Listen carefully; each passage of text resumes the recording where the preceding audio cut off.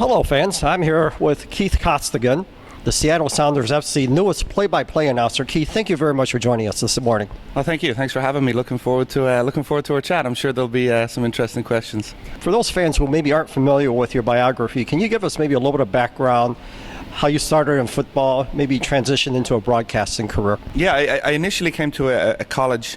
Before I came to college, I played for St. Kevin's Boys and Stella Maris in Ireland, two very big youth teams. I played for Bray Wanderers and Monaghan United as well, League of Ireland teams. But again, anybody who's watched League of Ireland will tell you it's not the most pleasing league on the eye, and I wasn't the most physical player at the time, so it didn't really suit my skill set, if you could call it a skill set. I came to college at Augusta State for a couple of years, then I went to Cal State Bakersfield. I had a few offers to play in what then was called the A-League. Seattle were a part of the A-League.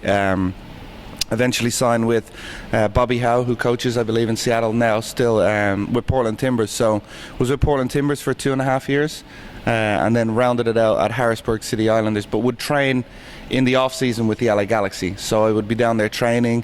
So Ziggy was actually coach there at the time. So just say the Galaxy were getting ready for a playoff game.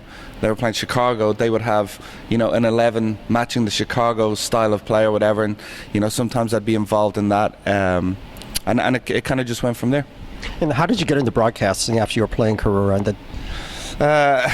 I don't think anybody knows I officially retired as a player yet. No, it was one of those things. I was actually down training with LA, and a guy called Nick Webster was looking for a high school coach at Windward High School, a really rich high school in LA where talent level's not that great, but it's a chance to work with some kids, and I wanted to be a coach, and I didn't even know he was a producer at Fox. So he said to me, "You played with Brent Sancho, who's a Trinidad international." I said, "Yeah." And he says, "Well, Trinidad are playing in a World Cup playoff game next week. How do you feel about calling it?" And I had never in my life thought. People ask me, what did I major in college? I was a finance major, wasn't a broadcast journalism or anything like that major.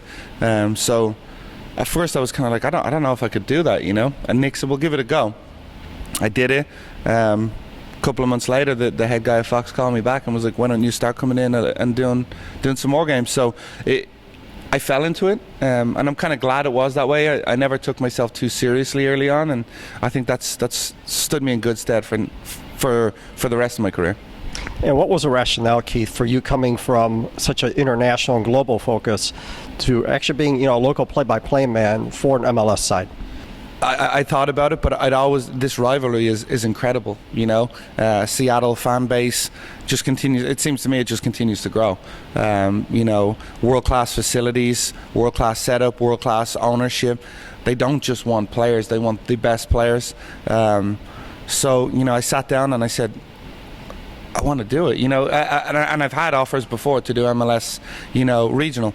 I sat down, I talked to some people, some of my bosses at Fox, and I said, I want this to work, but I didn't want to leave Fox because I think, career-wise, you want someone in this position who's ambitious, who wants to be on a national level, and I get to call, Bayern Munich games or Borussia Dortmund and Spurs last week, so yeah, I do have that ambition.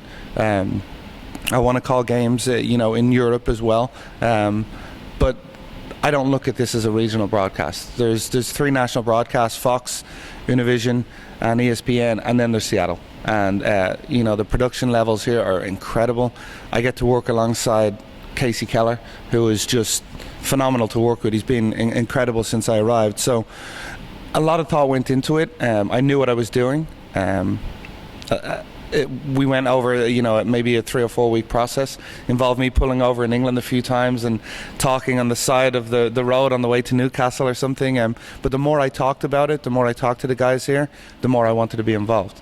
And I knew there'd be some fans who would, maybe bring up, certain issues about my past, but so be it. I'm not going to be afraid to make a decision that I feel is a good one for me and a good one for the club because of the opinions of a few. So I guess in a roundabout way, that's how I ended up here. I got the call thought about it, and I feel like this is something I want to be a part of. And Keith, you have a very, very busy schedule. So one of the comments that has been made is how much time can you dedicate towards specifically the Sounders effort? And how would you address that? Yeah, I think, again, I'm used to doing national broadcasts, and, you've been lucky enough to have Arlo and Ross, two great commentators.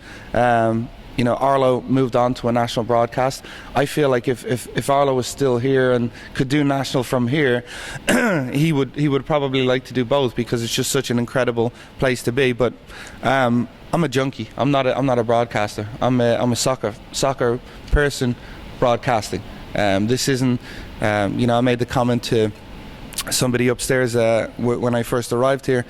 If somebody said the Super Bowl is on Monday and Seattle Reserves is on Monday too, I'd be like, okay, well, I'd like to call Seattle Reserves. There's no broadcasting ambitions in other sports for me. I want to be involved in soccer. So every day I wake up, I'm on top of things.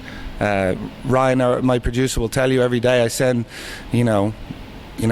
emails, links to stories that I've read in local newspapers from teams that we're playing next week.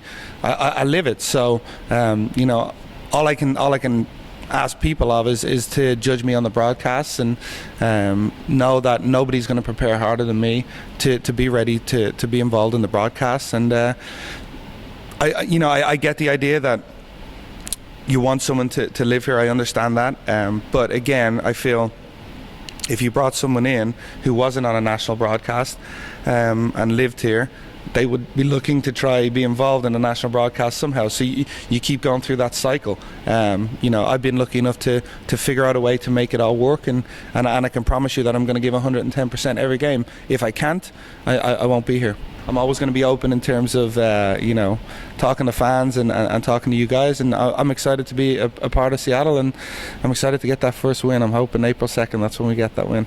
Great. Keith, thank you once again.